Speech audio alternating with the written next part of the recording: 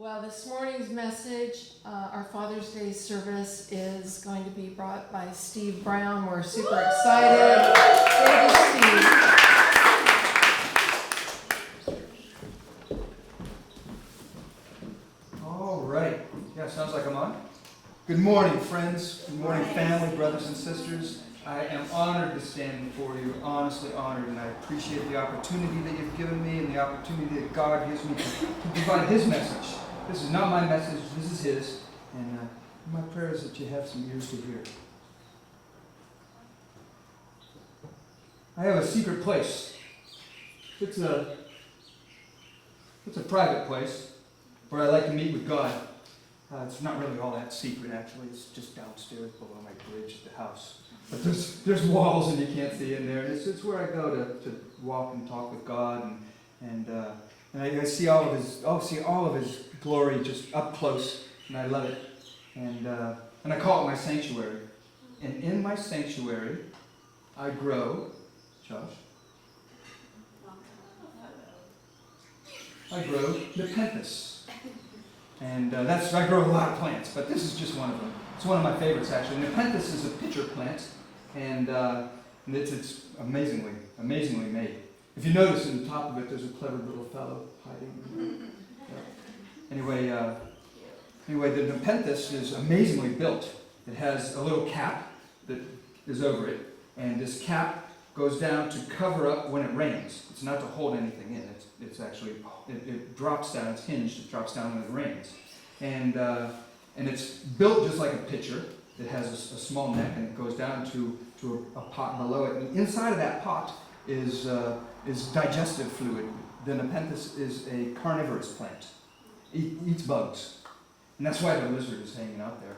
Because the lizard is catching the bugs before the plant gets a chance. He's a pretty clever fellow. Anyway, the nepenthes, it just amazes me. It never ceases to amaze me how wonderful God's creation is. And I go out in that sanctuary and He shows me different things. I just wanted to share that with you. That's not what I'm going to talk about. Bugs and lizards. But wow, we have been remodeling at my house. Remodeling is a big job, huge job. And all this week, I have had a lot of time to be with God as I remodel. My wife is gone right now, so I'm doing all the work around the house, all the pounding the nails and all this. And then during that time, I had a lot of time to deal with this sermon here. And God spoke to me. Oh my goodness, the conversations. What an opportunity. I reminisced, I wept, I cried, I thanked. It was amazing. And I hope that it comes through with the word here today. Happy Father's Day, right? A shout out to fathers everywhere, and a quick show of hands. Who here has a father? Huh? Trick question, right? Everybody, we got at least one, and we know we got two, right? We got a father. Anyway, what is a father? Well, a father is a provider. Goes to work, expected to bring home the bread. That's not necessarily true in all the families nowadays. Things get kind of traded around and twisted around. A quick mention to single moms and to moms everywhere. A lot of these roles are handled by you as well, so don't feel left out. Fully recognized.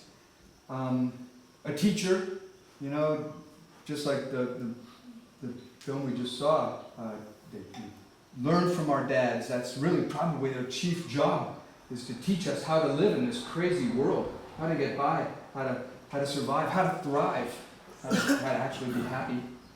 He's a protector. Your dad would protect you. My dad would protect me. Oh my goodness, the bullies came a-calling. They'd answer to my dad. Comforter, supporter. You missed the kickoff.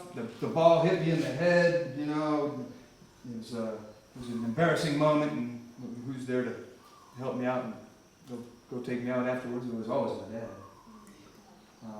He's a repairman. Dad, my bike is broke. Dad, the car making this weird noise. Honey, the refrigerator's having problems. He's a repairman, a disciplinarian. That's probably the hardest job, right? That's probably the hardest job. And discipline comes in many forms, right? Sometimes it comes in just a mild word, just a direction. Hey, that's not the way we behave. Sometimes it's a little stronger, right? You know, a terse word. Stop it now.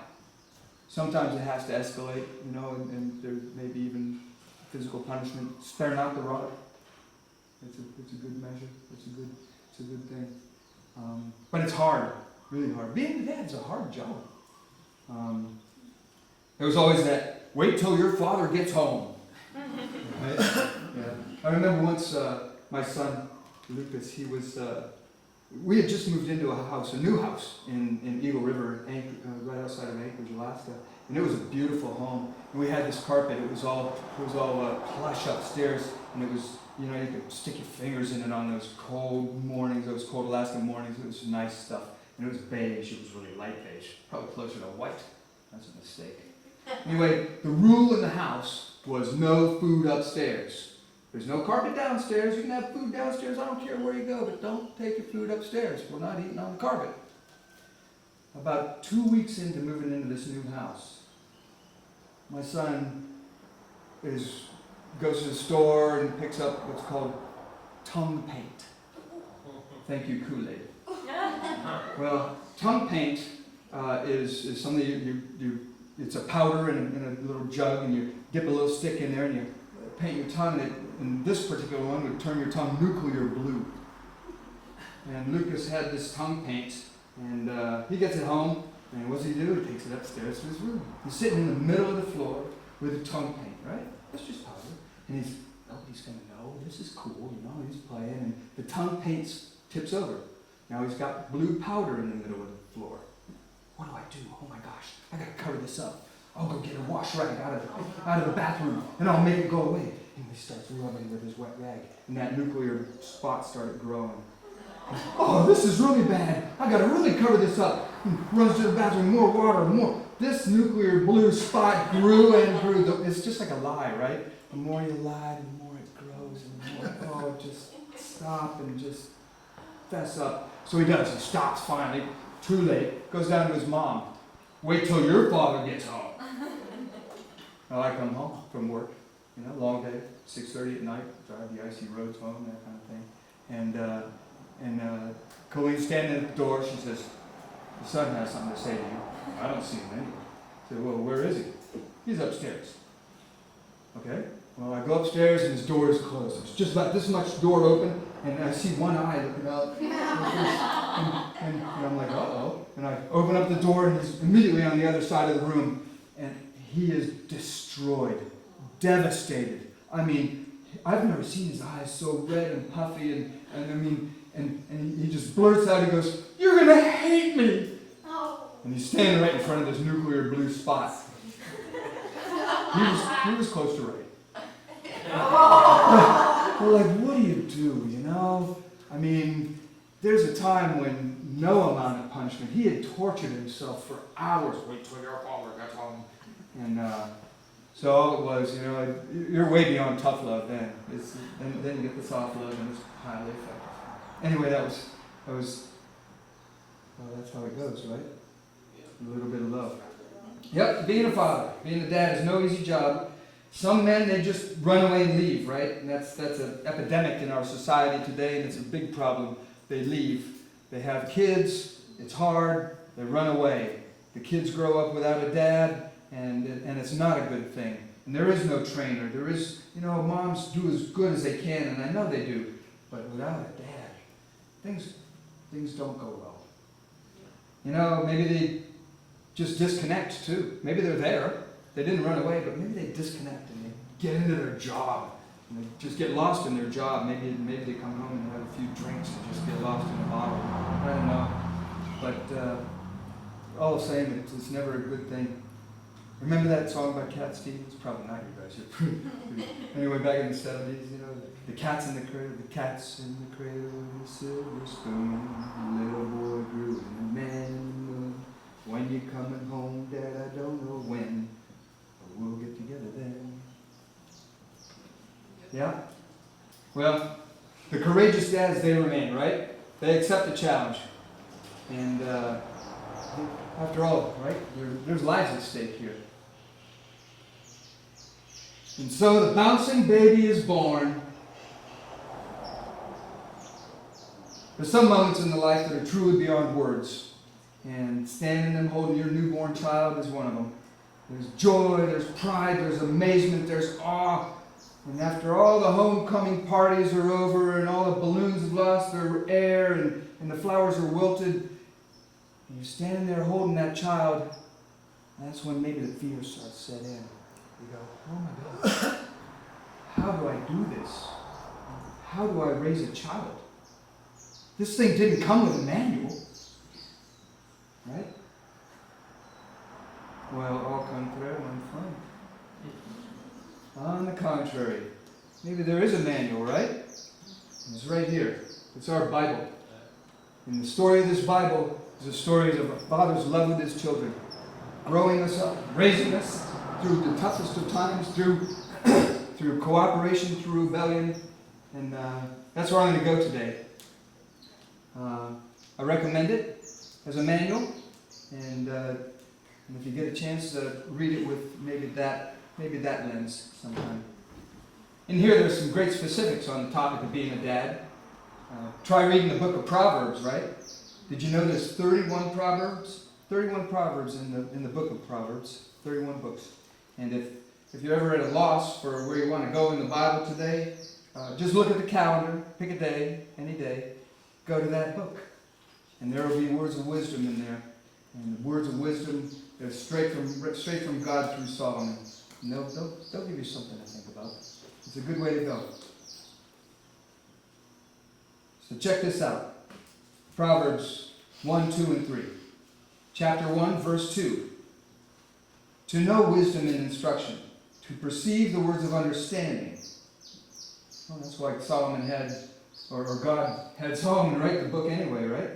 That's the very first chapter. Chapter 2. My son, if you receive my words and treasure my commands within you. That's the start of chapter 2. Chapter 3. My son, do not forget my law, but let your heart keep my commands. And it goes on and on. It's all about teaching. It's all about teaching us just how we ought to go about this business of living, raising our kids. How they teach them. Right? Crosby, Stills, Nash and Young. Teach your children well. Their father's help will slowly go by. Yeah, being a father's not hard, not easy. Sometimes maybe a little help. Well, not only are there some great directions and gems of wisdom throughout the Bible, but there's also a very broad model of fatherhood and motherhood that emerges as you look with the story of God with us. Look over the whole story through that lens. And that's where we're going to go. Take a look at the big picture. Look at the overall story of God, our Father, our Creator, with us, mankind. This is where we find a solid model of what it takes to be a father, what it takes to be a parent. Solid model of a father trying to teach his children over and over about life, the way to live together here on earth. So let's go with a nutshell version, otherwise we're going to be here past 1:30, Dave. Let's do it. All right. So on the way, I'm going to point out some of my heroes, and I like to call them the fathers of faith. More fathers. All my heroes, but one, they come from the Bible. So I'm going to share some of them with you. These are mine. You're welcome to pick your own. These guys are the ones who, even when they're placed in impossible positions, they held their faith. They're the ones that showed us how to have faith and how to get through the fire. Let's start at the very beginning. The Garden of Eden, where God is in perfect communion with man, right? Newborn. Here we are. We're hanging out in this beautiful place, and God's with us every day. God's with Adam and Eve, and they're walking and talking in the garden, and things are good. And God says, there's just two rules that you have to follow. Don't eat of the tree of life, and don't eat of the tree of the knowledge of good and evil. They're both bad. Stay away from them. They're in the midst of the garden. Don't even touch them. But what happens? It doesn't take long, but there's temptation. And sure enough, the serpent says, hey, is that really what he said? And the serpent convinced Eve to maybe take a bite of that fruit. So she did it. And then she gave it to Adam. And Adam took a bite. Now the serpent did not put that apple or that piece of fruit in her mouth or his mouth. There's a choice here, and they made a bad choice. Right? And God's angry. He gave you 2 rules, just 2 rules. You got to break them. Didn't see a whole lot of deception there. Like, there was temptation, yeah, but the choice, right? That's what we have. We have a choice. And you know about that surely you will die thing, the death thing. I think C.S. Lewis put it really, really aptly when he said that perhaps death really is the definition of separation from God. Surely you will die. And the result of not listening to God, well, paradise lost. Separation from God. No more long talks in the garden. Things are going to be different now. Not quite so easy. And left to our own, mankind goes into a bad condition, right? Things went downhill. We're headed towards the ark. Lots of bad choices. And so bad, it got so bad that God seriously thinks about destroying the entire race. The entire earth, all the creatures on it. He was sorry that he created the whole mess. We go to Genesis 6:13, where God finds a man of faith, Noah, one person that he says, maybe I'll save a remnant and try this again. Well, you know the story, the ark, right?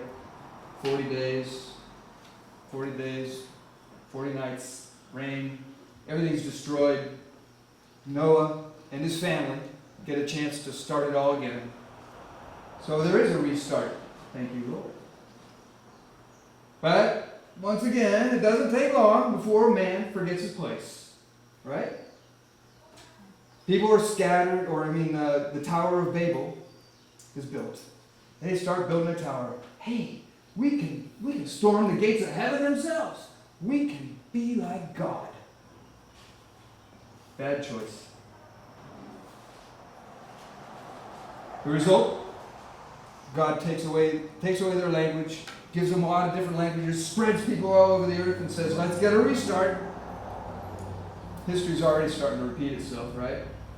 Bad choices. God says, hey, come on. Well, right about now, God must be saying, how do I get through to people? The message is not hard. It's for their own good. I gave them free choice. They just make the wrong choices again and again. They don't learn. They hear my words, but they don't seem to listen. I love them and I want what's best for them. Does that sound familiar? You ever hear those words maybe? So God picks another man, somebody to start a nation of priests. He says, let's try another tact.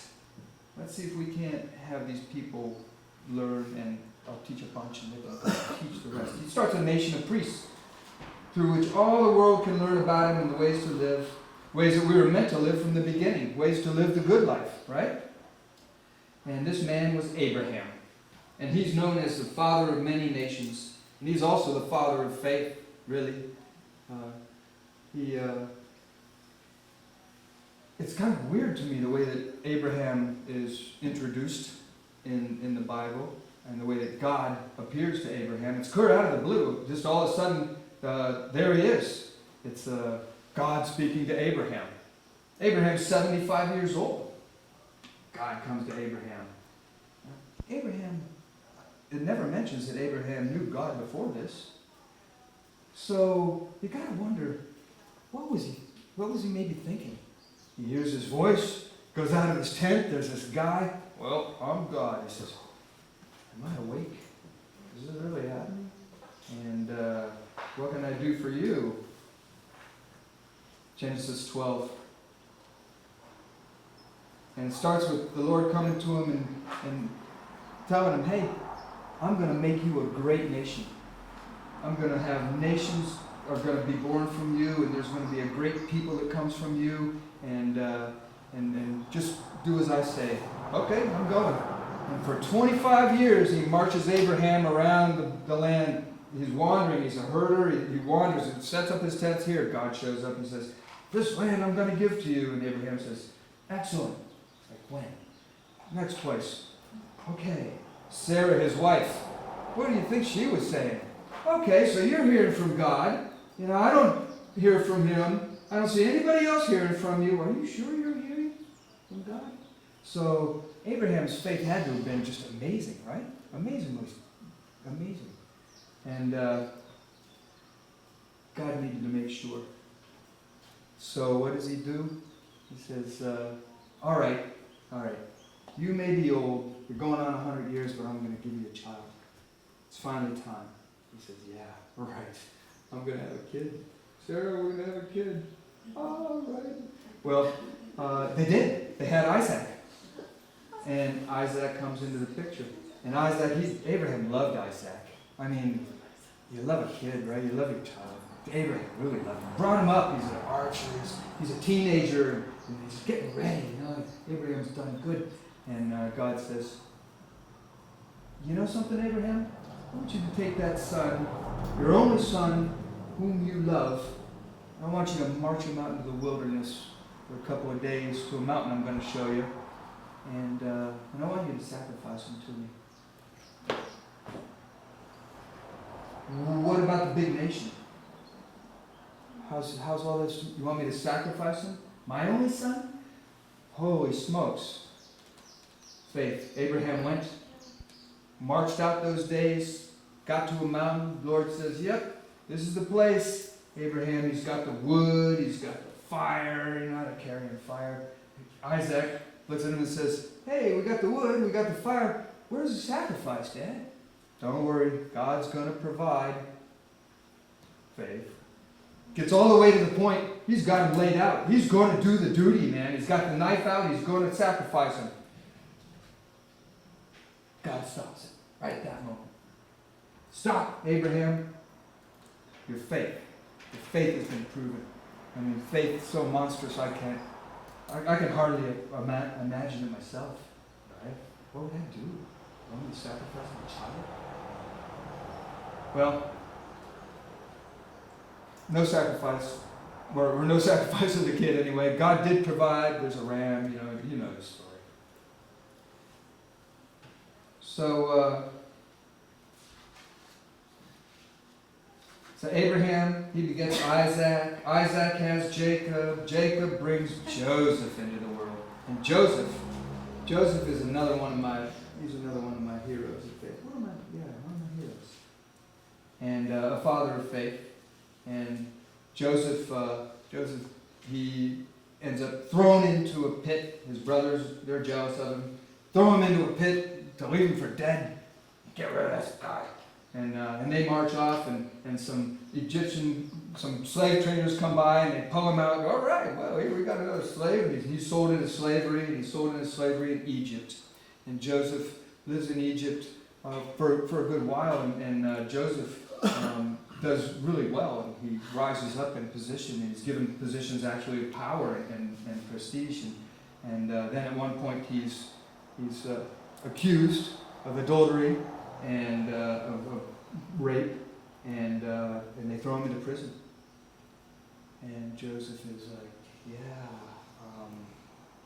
Lord, this isn't good. And he spends 15 years in prison. And does he lose faith? No, does not lose faith. 15 years. This stuff is not on our time. That's on God's time. He does not lose faith. And instead, he ends up out of prison, and he ends up number 2 leader in all of Egypt. And Joseph brings in his family into Egypt, and the nation of Israel actually begins to grow. The nation of Israel, well, at that point, it's Joseph and his basic family, and they're friends and kids. Anyway, it grows to about 70 under Joseph, and that's pretty good. They're growing, and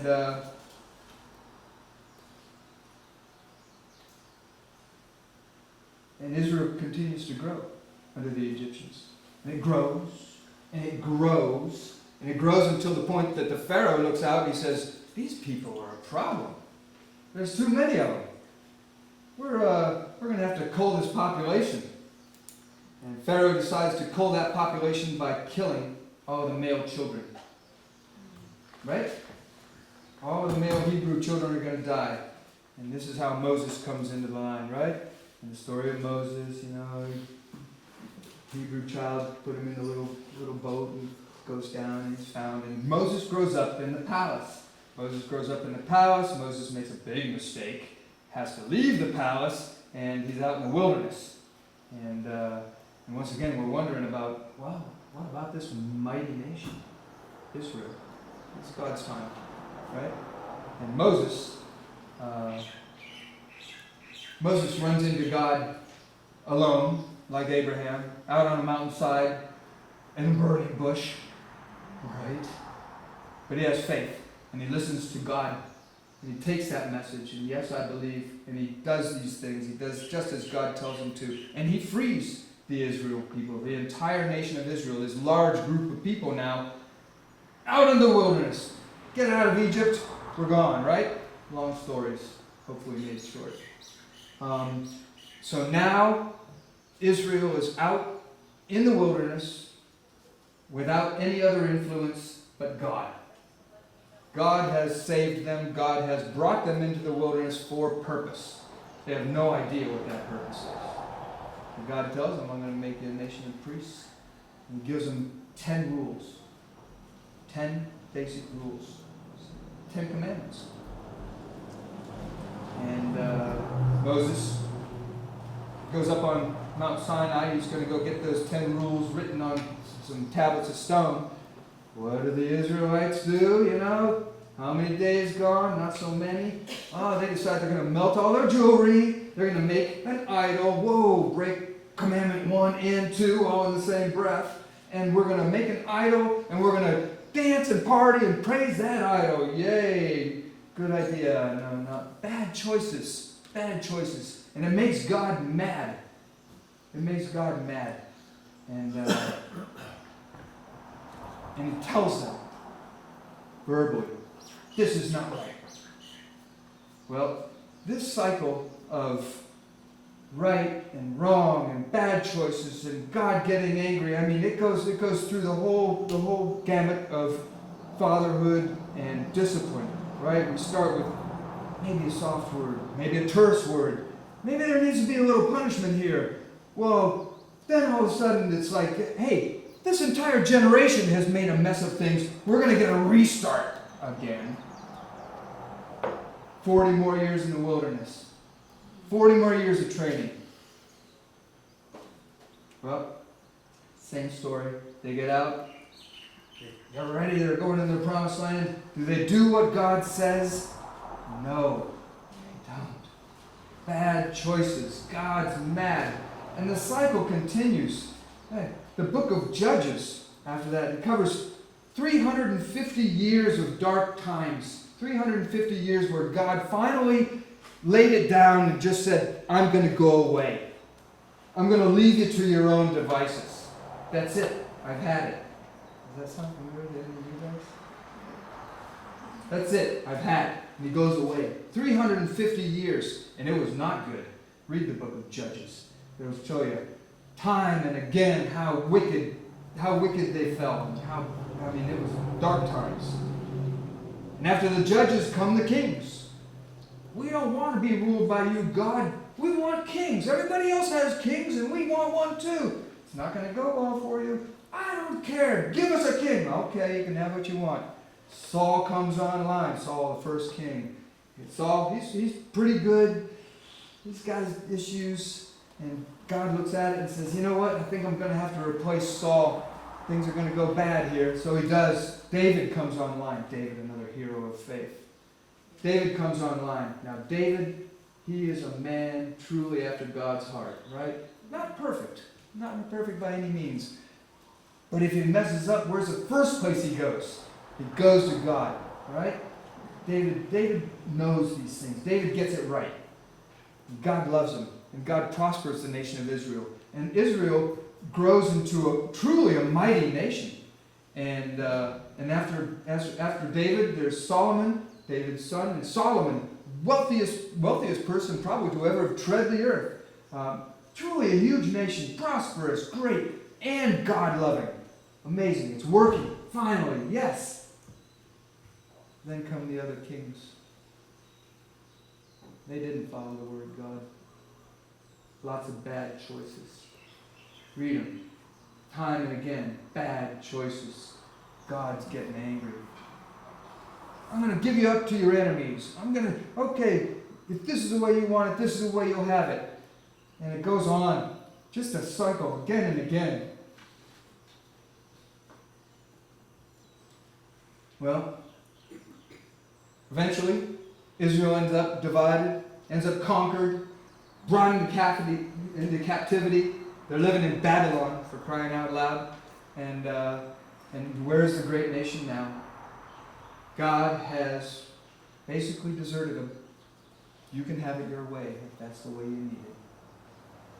He gave it to them, and that's what they have. Tough love?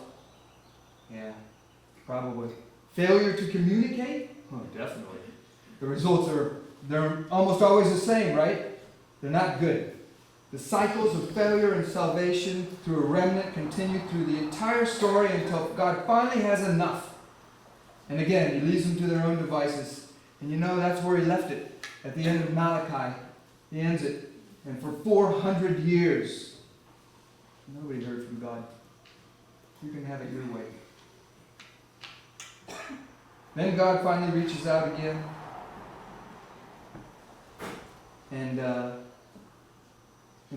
brings on Jesus. And Jesus takes God's message, takes some of God's message, and he hard boils into two simple commandments, two rules to live by. You shall love your God with all your heart, with all your soul, and with all your mind. And you shall love your neighbor as yourself. Yeah. Did you ever see that movie, Cool Hand Luke?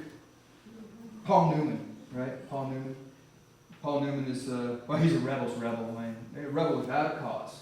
And he ends up in prison, right? He ends up in a chain gang. And he's down in the deep south. And there's rules at the chain gang, and he breaks them. And he ends up in a bad spot. And he ends up in a bad spot, and he's just about to get thrown into a pit that he himself had to dig. And he's going to go into this pit for 30 days in the pit.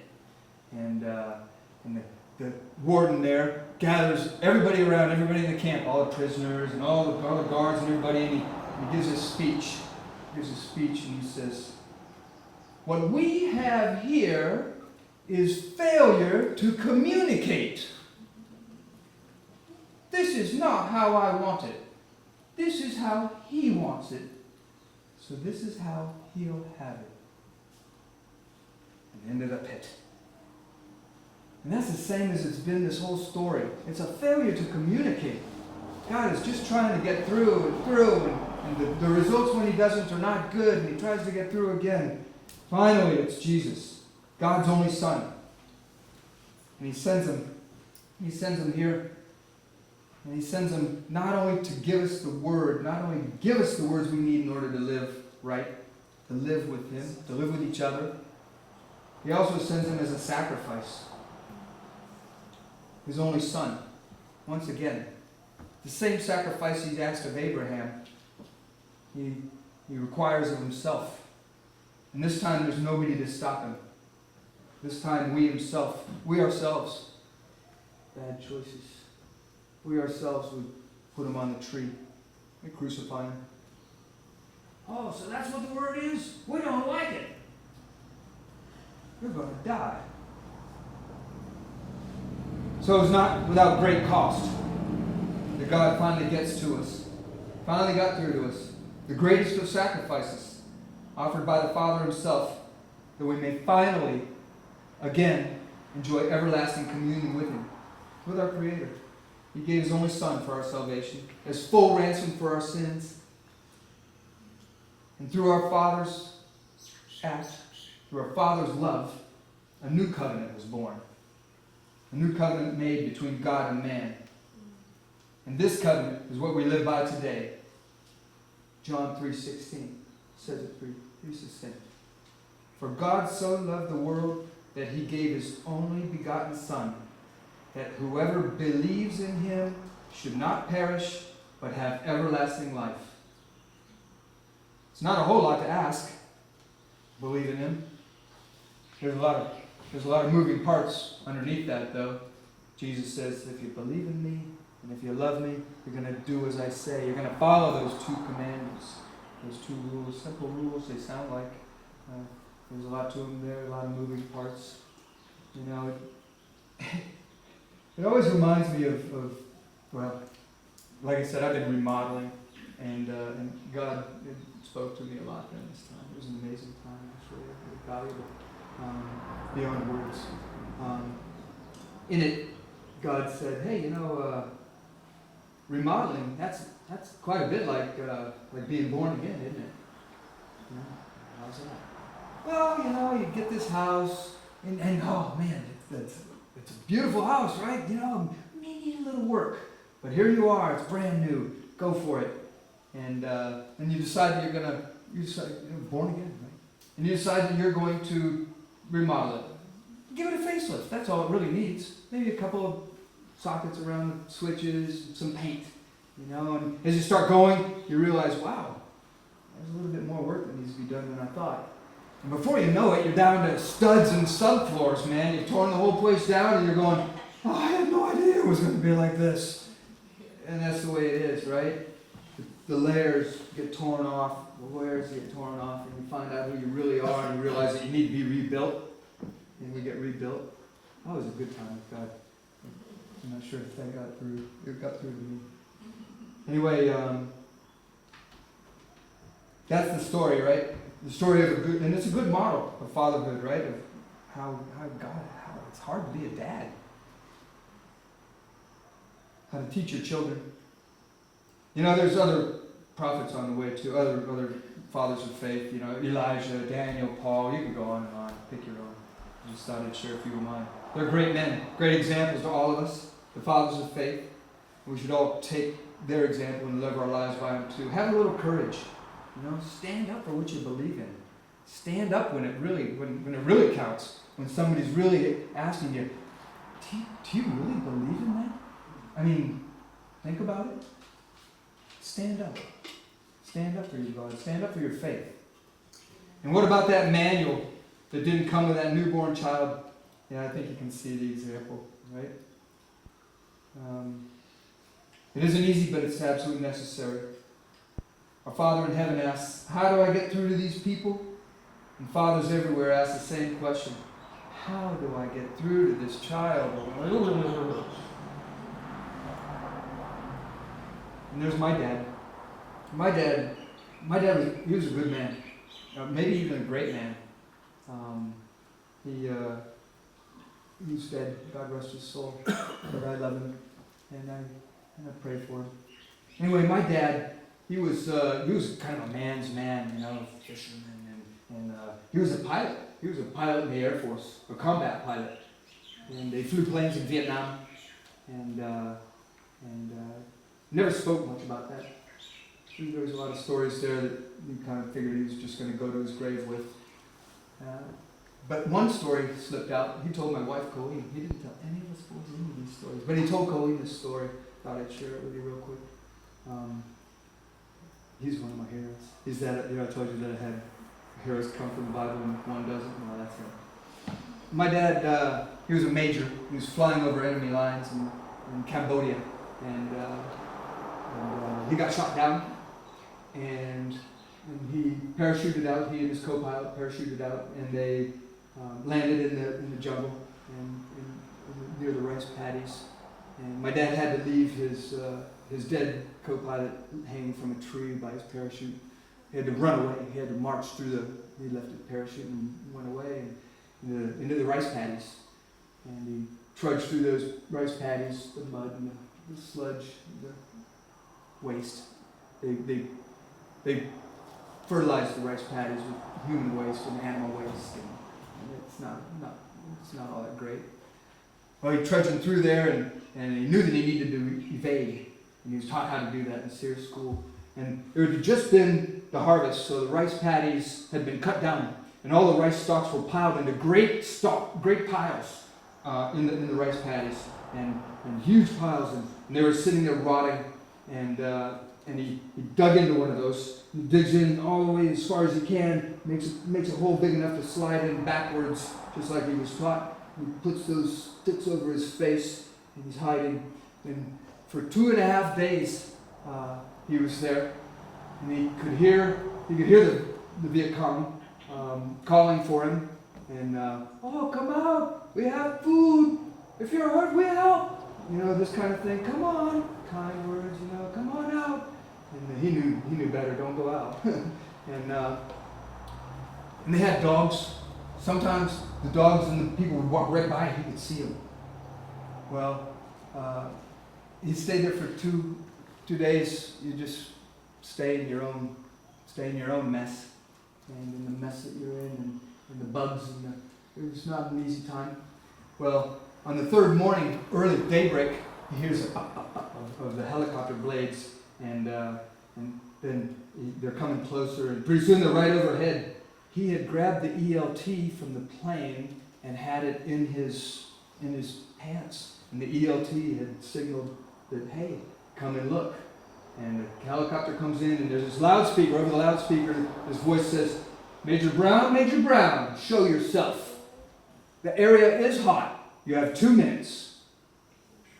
Climbs out of there, and he's standing there, and this helicopter's up here, and things are blowing all around, and this guy comes out of this helicopter. He's on the end of a winch. He's sitting on this little seat on the end of the winch. A great big Marine reaches down, grabs him, and just right around the waist just says, come on, Major, let's go home.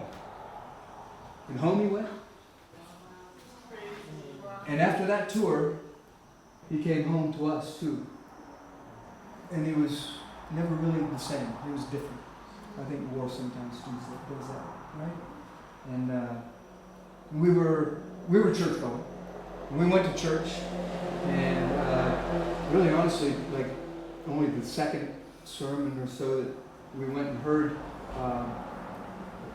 Understand this was wartime, and the nation was divided, and there was a lot of speaking out against the war, and it was a hard time. And the pastor was up there, and he was speaking out against the war, and he's speaking out against a war effort, and about war in general, and his sermon, he was on fire. And my dad got us up, we all stood up, and he marched us straight out of that church, and we never stepped foot in the church again. He never stepped foot in the church. And yeah, right? So he tried to raise us. He did as good as he could, no doubt. He did. Hopefully, he did well. I don't know. But I tell you, I was a rebel. I was a rebel of rebels. Cool hand Steve, you know. Yeah, right. Rebel without a cause. So there I was, you know, I grew up that way. It's just who I was. I wouldn't listen. He'd try the soft talks. I'm a kid. Come on, you know better. The hard talks. That's it. Go to your room, you know. It goes all the way to corporal punishment. I knew the belt well. Yep. And my wife tells a story about a belt. Let me share it real quick. She grew up with a family of 8. And 4 of those 8 Indians were running around the house doing something. They did something wrong, broke the rule. Dad says, all right, that's it. All 4 of you. The belt. And he goes off to his room. And, oh, no, it's the belt. And these kids run off to their room. They got books. He put these books in their pants. You know, these books are sticking out of their little breeches. And he says, all right, why not? You know, and he looks and he sees these little books. What's a dad to do, right? Okay. Anyway, yeah, I knew the belt, and but it didn't do a lot of good. I was hard, and I didn't listen, and I took off, and I was glad to take off. I was a senior in high school, and one of these days before I took off, not too long before I took off, he sat me down at the kitchen table. And he says, Steve, there are only 2 people in the whole world that I have never been able to get through to. 2 people that I cannot manage. And you're one of them. And then he kind of went away. Sound familiar? Then he kind of went away. And he got distant. And I went away. I went off, did my thing. Most of it not good. And about 12 years later, I found myself married, newly married. Yay, going to save my life. My dad told me that many times. Anyway, I found myself married, and I'm working as a communications technician on the North Slope of Alaska. That's as far as you can drive on land in this continent, in the continent of the North American continent. They drill for oil up there because there's oil, number one. And number two, because it's cold. And we explore for oil specifically in the coldest months of the year. And I was doing oil explorations, and we were at this point assigned to a well called Tulaga. Tulaga was 75 miles further than the last vestige of civilization. Kuparuk, 75 miles over ice road to Tulaga. Now ice roads are built by spraying water onto the tundra and onto the snow. They spray warm water because it freezes faster. I'll figure that out. Anyway, they spray it, and it gets thick, it gets deep. So an ice road is deep, it has to handle big rigs. And they do this for environmental reasons. At the end of the season, ice roads go away, tundra's the same. You can't even tell anybody was there. Well, 75 miles over an ice road is a long way, and Tulaga was out 75 miles. And I'm working as a comm tech out there, and I just spent 2 weeks shift work. We did shift work, and my shift replacement was late. Usually your shift replacement shows up about noon, and you get a chance to download, hey, this happened, this broke, watch out for this guy, that kind of thing. But no, he was late, and I needed to get out bad. I needed to get out bad because my wife and I were going to go on our first honeymoon. We've been married 1.5 years. This is a big deal. I had to catch a plane in Prudhoe Bay. I had to catch a plane in Anchorage. We're going to Florida. This is a big deal, and I can't be late. I'm not going to be late. So this guy shows up. I give him the download. It's like after 6 o'clock at night, and there is some rules at the camp. You don't get on the ice road after 6 o'clock at night. It's not safe. Journey management. They need to know where you are. They need to know when you leave, and they need to know when you arrive. So I wasn't going to have any of that. Shove food into a bag, shove water, fruit juice, out of the canteen, run out there, I hop into that warm truck, and off I go down this ice road. And I'm motoring down that ice road. And that ice road, at one point, goes through the Colville River Delta. The Colville River Delta pours right into the Beaufort Sea. After that, there's nothing but the North Pole. So the Colville River Delta is a deep valley.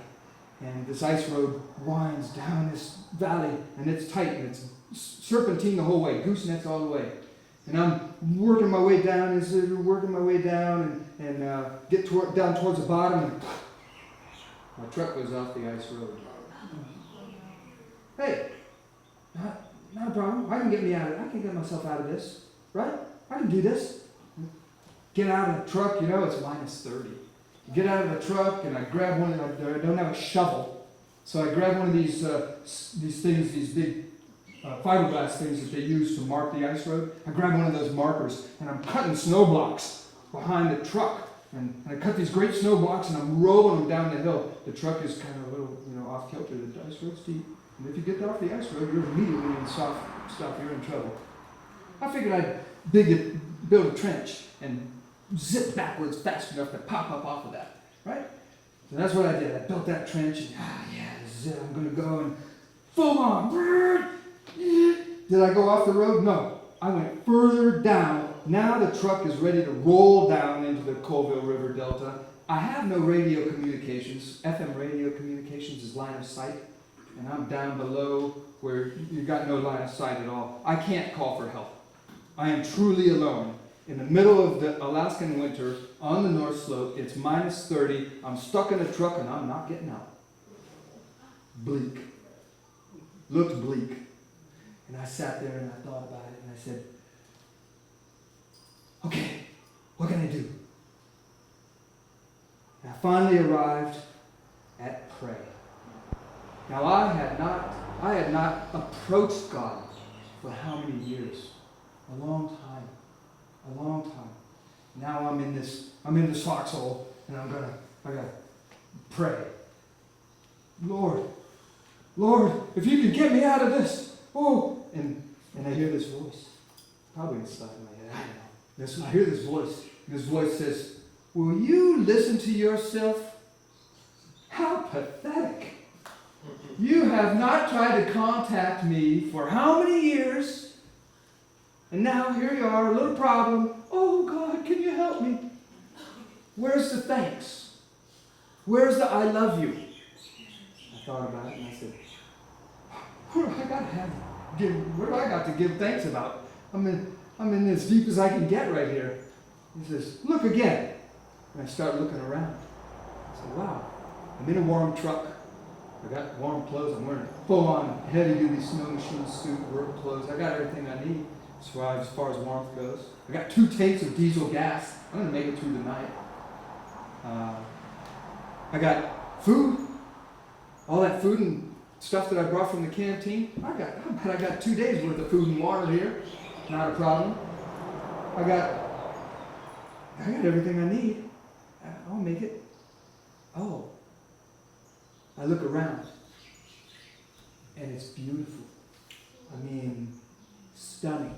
The northern lights, they're starting to dance across the sky, green and red, just curtains falling down. Up north, when you're that far north, they're like right next to you.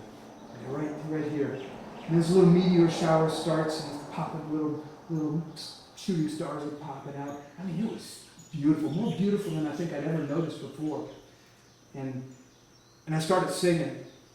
And I sang songs, and I was singing my heart out. I cannot tell you what I sang. I sang songs I'd never heard before, and I sang songs that'll probably never be sung again. And I sang and sang, and it was really amazing. And I don't know how long this went on. It's the middle of the Alaskan night, which literally is 24 hours long. And then I hear the jack brakes. Boom, boom, boom. You're on a big truck, a big rig slowing down. What is a big rig doing out here in the middle of nowhere, down in the bottom of the Colville River Delta, past midnight? And I look out, and there's headlights, and I say, well, this is it. My first thought is, this is it. Things are not going to go well from here. I'm busted. This guy's going to call the security. They're going to call a tow truck. I'm going to be towed up. I'll lose my job for sure. I'll be banned from the north side. I mean, all these thoughts, negative, come down, and this reassurance comes upon me. I'm literally climbing out the passenger side to get out to this truck, and he stopped up there, and I climb out the window, and I get up, and this wave of reassurance comes on me, and said, kind of like, it's going to be okay. And I get up to that truck, and there's this guy. He's got his window already rolled down. He says, well, his face was kind of round, he's friendly. He looked down and says, well, looks to me like you got yourself in a pickle. Yes, sir, I'm in deep. He says, well, just so happens I got a set of chains on the front of this truck, 30 feet long, and I'll bet we can get you out of this mess. He says, you're going to have to do it yourself. So you hook it up. I don't want to pull your bumper off now. Hook it up. 10 minutes later, truck's on the road, truck drive. I mean, you can't write this stuff, right? Just amazing. I'm saved. I mean, literally. This is my born again moment. I didn't know it. Well, yeah. I made the appointment, made my plans, had my honeymoon, things went well. I never really turned my face away again. God finally got through. Yeah. I pray for all of us, all of you here, to keep on listening to God. Let Him get through. Don't find yourself in the bottom of the Colville River Delta. Don't find yourself at the bottom of some foxhole that you dug yourself. What we have here is failure to communicate. And don't be that. Anyway, that's what I have. Thanks for listening.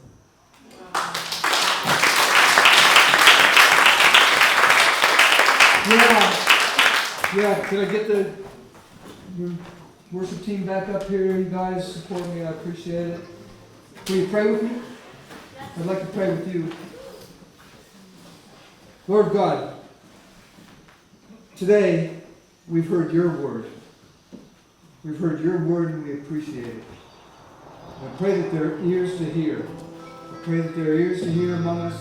I pray that we all don't stray. I pray that we learn the lessons that were put forth, that you've given us through the entire Bible, the lessons that we need to listen to you, that you are the way, you are the truth, and you are the life, Jesus. We thank you.